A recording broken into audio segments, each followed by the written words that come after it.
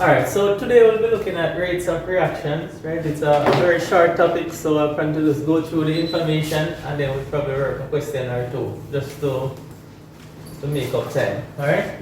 So rates of reaction, basically we're talking about rate of reaction, we're talking about how fast a reaction occurs, right? As we know, some reactions they occur very fast. For example, the burning of gasoline. If you should know, like for example, the cooking gas at home, you light the fire, it's burning. So it's a very fast reaction, right? So combustion reactions, they are very fast reaction. You have some other types of reactions such as rusting of iron. That's a very slow reaction. So if you leave like a iron nail in the rain exposed to the air, to the environment, the rust, it actually will take a while before the iron oxide is formed and actually form the oxide, right? So some reactions are slow, some are very fast, like combustion, all right? So the rate of reaction is a measure of the change in concentration of the reactant or the product with the change in time at a given temperature, right? So rate of reaction. Vacancy.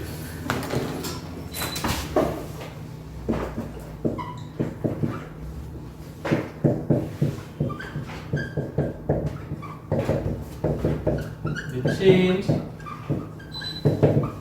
in concentration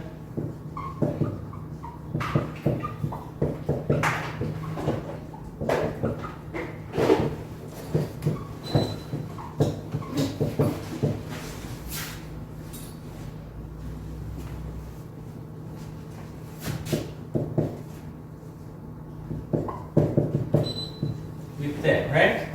At a given temperature.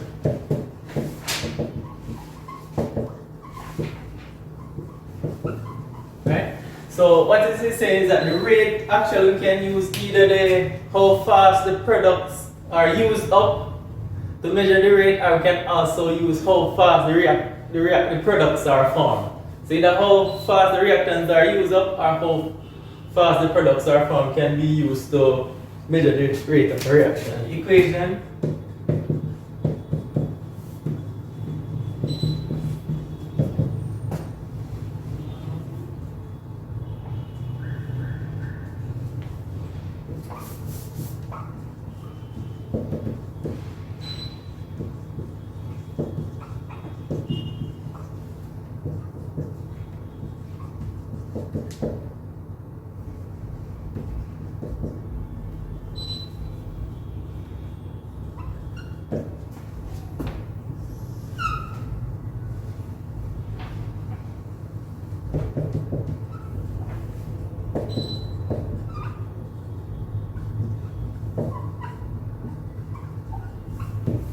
This is normally in seconds.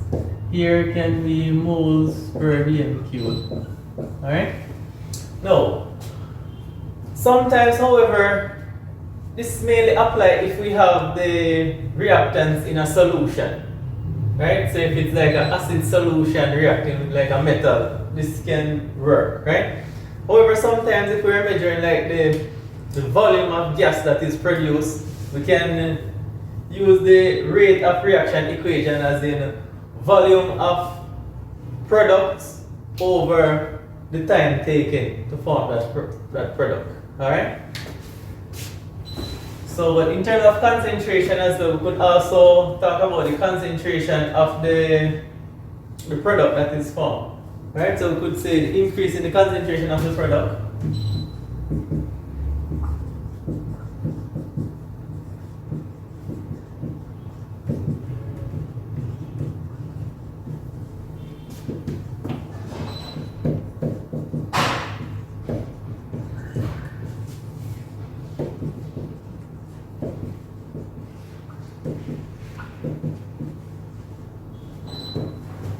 Alright, so basically, as I said before, it's the change in some property over the change in time, whether the change in concentration or the change in the volume of gas that is produced. Alright, we could also measure it in terms of mass, so it could also mean the reduction in mass of a reaction mixture. So if a gas is being produced and we can't measure the gas that's produced, we could just carry out the reaction and a balance, analytical balance, and it will just show the mixture itself just decrease in weight. Alright, so the mass will decrease. Alright, with time. You can also measure it by that means as well. So rate of reaction also be measured using volume of gas produced. Alright, so normally they will have like a measuring syringe, and they would actually enclose the reaction mixture, so the gas that is produced will just displace the syringe. Alright, so rate of reaction also be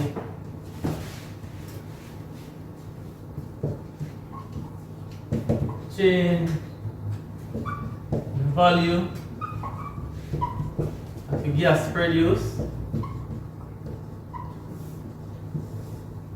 for time taken.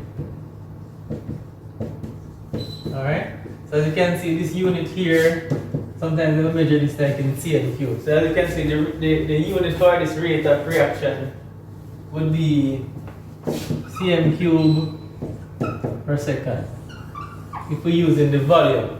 Alright, if we are using the mass, reduction in mass, it can be gram per second. Alright, so you have to bear that in mind when you're in the exam. It's not always concentration. Concentration is mainly when we are referring to solutions, right? But if it's the gases, it's going to be volume over time. If it's a mass, then it's going to be the mass over time. Alright? Alright? Next, the collision.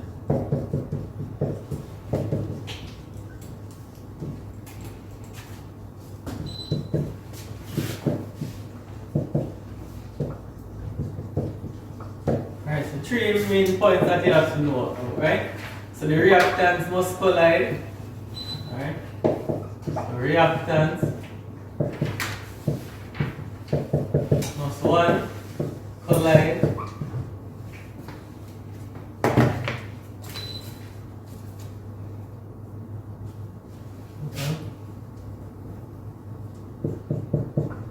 Right?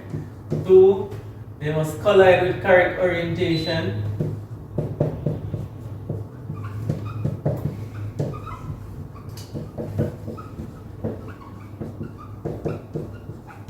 Right? And the third point is that they must collide with the correct amount of energy. Right? With the required amount of energy. With enough energy.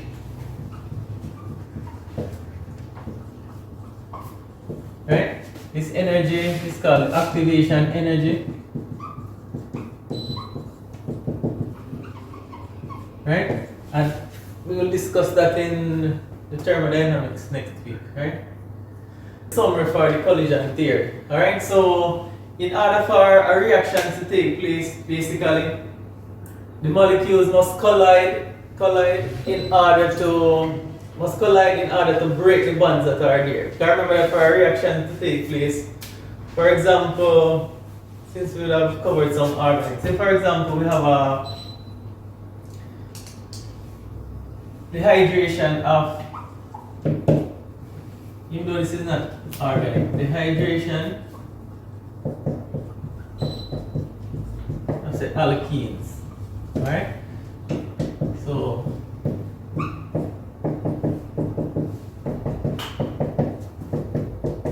that's hydrogen gas. So this is hydrogen gas, right? To produce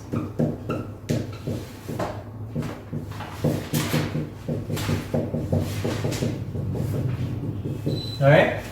So first, the ethane and the hydrogen for the reaction to take place, they must collide, right? Because remember that in order for this reaction to take place, we actually have to break the double bond, one of the bonds. So we have to break this bond, and we also have to break that bond, right? So if you notice, for this reaction to take place, the ethene must collide with the hydrogen gas to break the bonds that are required to be broken, right? Also, they must collide with the correct orientation. Alright? Say for example the correct orientation is for the hydrogen to collide here, right, in this direction. You get what I'm saying? Say for example for the reaction to take place, I'm not saying that's the case, but say for example for this reaction to take place, this hydrogen would have to collide like in this way, right? The reaction would not take place if this hydrogen should collide from this side, right? So that's one of the theory also. So one, they must collide to break the bond. Secondly, they must collide with the correct orientation.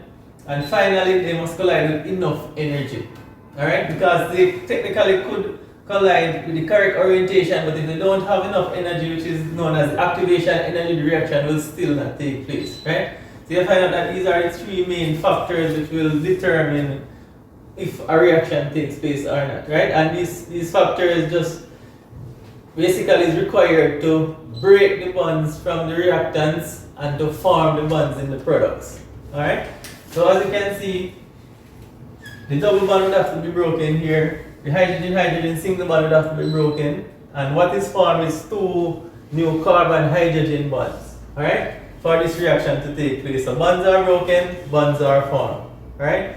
And this is a good example to show bonds broken, bonds formed with covalent compounds. Alright?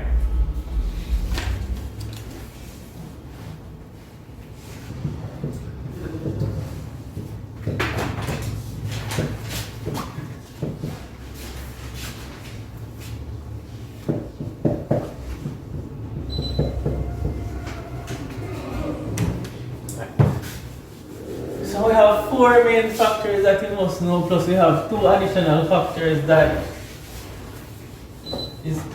can speed up some reactions, right? So the first factor here, these are stuff that you have to remember now, right? So the first one is concentration, right? The higher the concentration, the faster the reaction will occur, right? This applies to a reaction occurring in solution. For example, a metal reacting with an acid solution. So if you put a piece of magnesium metal in, say, 0.5 moles per dm cube hydrochloric acid, it will react slower than if you put it in a concentration of 1 moles per dm cube. It will react twice as fast. Alright, so the concentration is one. So as you increase the concentration, the rate increase. Good? The second factor is temperature. Right? For most reactions, not all the time, but for most reactions, increase the temperature, increase the rate of a reaction, right?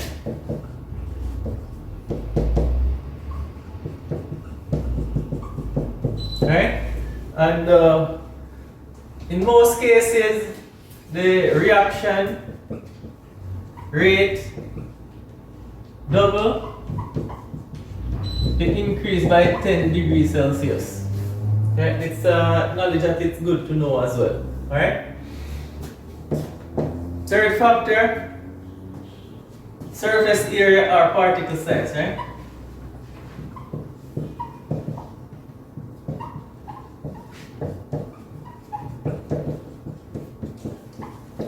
Right? So this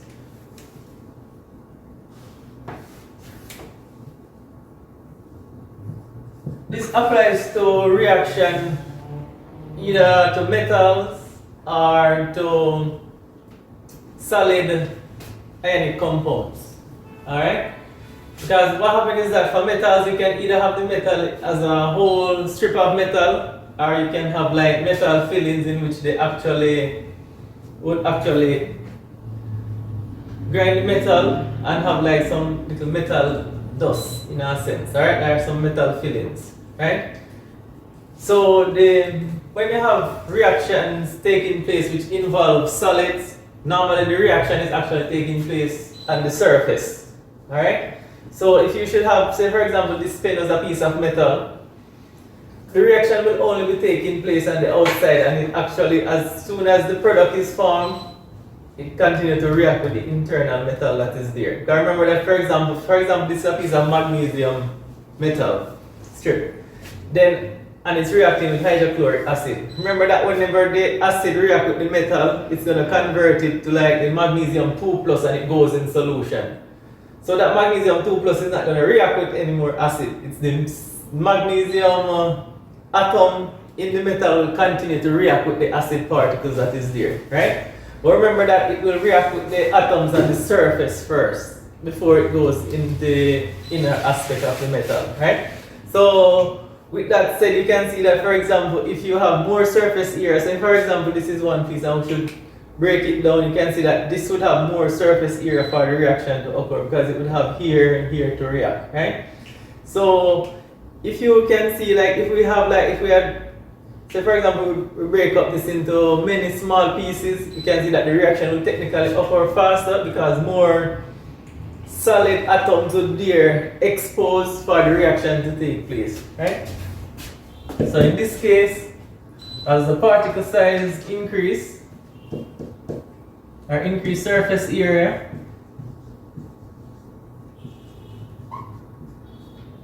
reaction increase, right? And this, for example, metal fillings versus metal strip. Right, so the fillings would react faster because they are powder form, right? The fourth that we will be familiar with from biology is the effect of a catalyst, right? Right? So catalysts normally speed up the rate of a reaction, right? When we were studying organic chemistry, there are a few reactions in which a catalyst was required, such as like nickel catalyst, or sometimes they use some acid can be a catalyst in some reactions as well. This reaction goes faster when the acid is, when the catalyst is there, alright? However, you do have a few substances when we add it to a reaction mixture, which we call inhibitors, they actually let the reaction go slower, right? So catalysts increase rate of reaction, while an inhibitor will decrease rate. Right, so you still have to be familiar with inhibitor effect, right? You also have two other factors that you can mention here. Is light, pressure. Right? Typical reaction for light photosynthesis with plant is one. The brighter the light, the faster the reaction photosynthesis will take place. Also, in organic chemistry, the halogenation of alkanes would need to occur in light. If light is there, the brighter the light, the faster the reaction, right? Halogenation of alkenes is a free radical reaction and it takes place in the light, while it don't really take place in the dark, right? While pressure goes for reactions in which involve gases. Sometimes because you have a mole concept going on with the gases, right? And the volume in which they occupy, right? So normally if we should increase the pressure, we technically decrease in the volume, alright? So say for example you have some reactions such as in the Haber process in which they make ammonia. You find out that is the hydrogen gas reacting with the nitrogen gas to produce ammonia, right? So if for example H2 gas plus N2 gas, it's an equilibrium reaction, ammonia gas, right? So I believe the balance is 2, 2, 3, 6.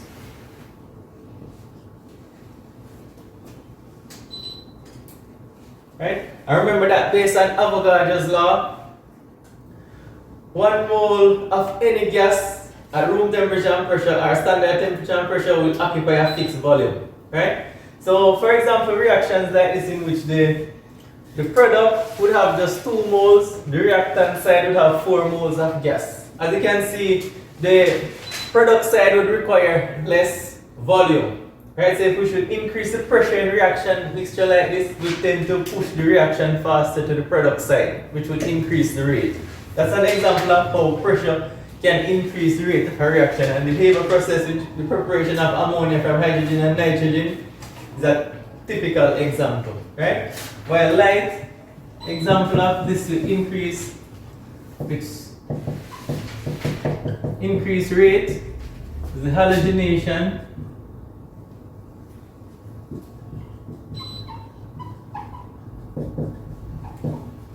of alkenes. Alright? So these are the factors in which you really need to know. Alright? And you should remember them. Because this is something memory. So if you can make up a mnemonic, the thing you're not going to remember it. Or if you study it over and over, it will just come naturally because they are common sense, right? So for solution, concentration, for most reactions, temperature, for solid reactant, surface area, for plenty reaction, organic plus biological reaction, catalyst, organic plus plant reaction, light, pressure, for gases. Reaction involve gases will affect the rate of a reaction, right?